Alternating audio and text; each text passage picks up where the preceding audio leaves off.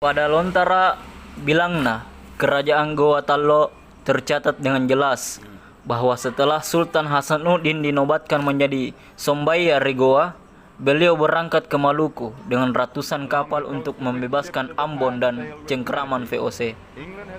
Pada tahun 1655, armada perang Sultan Hasanuddin kemudian bergeser daerah Tenggara untuk membebaskan daerah Buton dari penindasan VOC.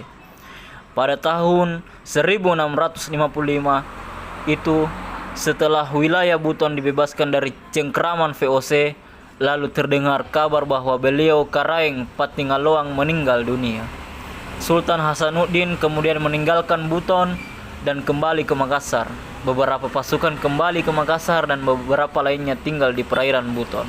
Untuk mengantisipasi datangnya kembali VOC dan pasukan tersebut di bawah pimpinan atau komandan Karaeng Gantarang.